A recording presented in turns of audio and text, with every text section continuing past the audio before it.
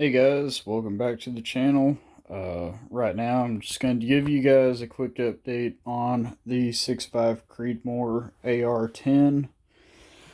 Alright, so let's go over a couple things for those of y'all that don't know about this build yet. Let's see if I can... Will it let me zoom out? No, not going to let me zoom out. Alright, so I went with an Arrow upper and lower, the M5 upper and lower. And then I went with Wilson Combat barrel, gas block, and tube, and matching Wilson Combat bolt carrier, that sort of thing. Originally, I had just a mil-spec trigger in this. Got Magpul MOE stock and grip. Got the Burris RT5 prism. This is a 5-power prism scope. For those wondering why I'm running my red dot this far back on my rifle, it is well because it's not a red dot. I repeat, it's not a red dot. It is actually a prism scope. So the eye relief is pretty much like any normal scope. It's about 3 inches or 3.5 inches, something like that. So a couple updates. Last time I had this out at the range, had a little bit of an issue. I've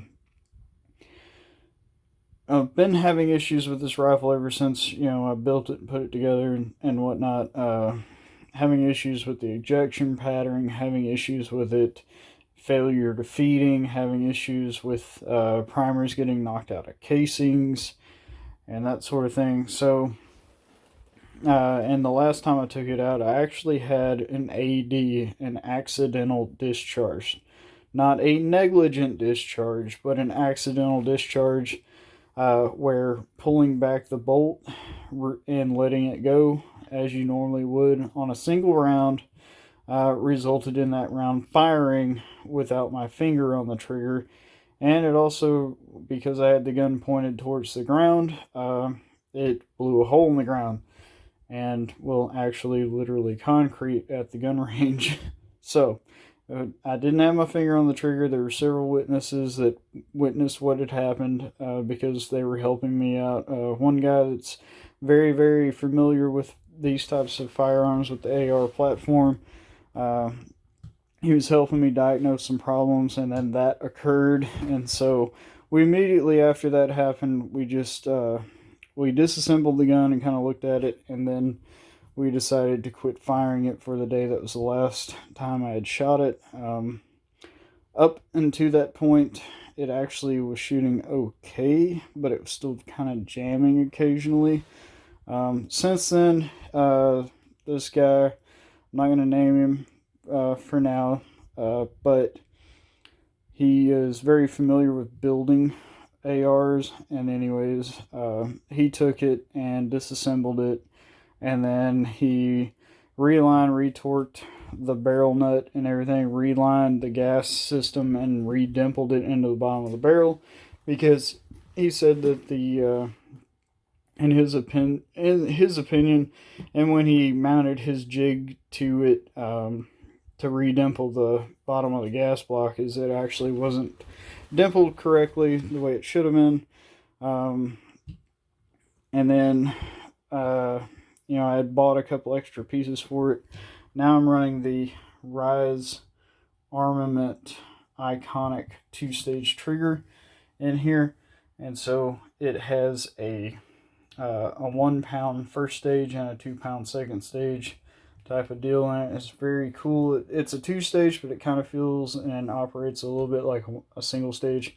I also got the Strike Industries, the captured dust cover. So the pin is actually the pin and spring and everything is actually captured within the dust cover. And if we pull the if I can pull it back, we can look at that a little better, and you can see the Wilson Combat bolt there. But yeah, the spring and everything is captured in here, so it's pretty neat and pretty cool, and it's made out of polymer, so it's super lightweight. Even though making a really small part lightweight doesn't really reduce the weight to the overall firearm very much. What did reduce the weight was adding the Arrow Atlas R1 handguard rail to this. It is actually noticeably lighter with this than it was with the other one. So there's that. But like I said, it's a full 16-inch gun, so before the ATF like totally freaks out on me, it's a 16-inch rifle. It is like 16-inch barrel plus the muzzle device, the muzzle brake. So to the end of the muzzle is about 19 inches or so, maybe 20.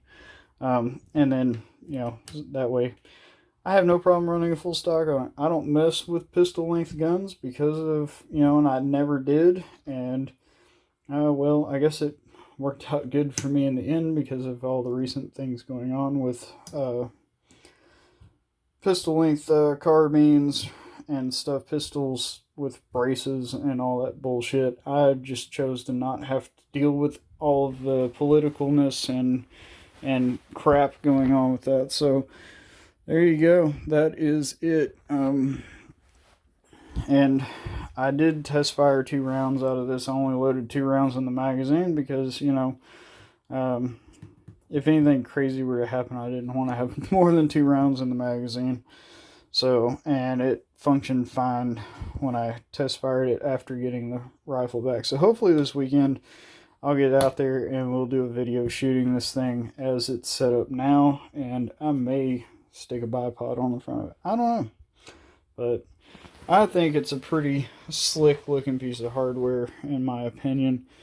And it's got a really badass aggressive area 419 brake. A real badass Rise armament 2-stage trigger. I really love the little prism scope, the fixed 5-power prism from Burris. It's surprisingly robust and durable, and really, really clear. And plus, it has an adjustable eyepiece to focus for your eyeball at different ranges if you want. But yeah. That's it for now. I do want to put some iron sights on this because I feel like iron sights are kind of irreplaceable.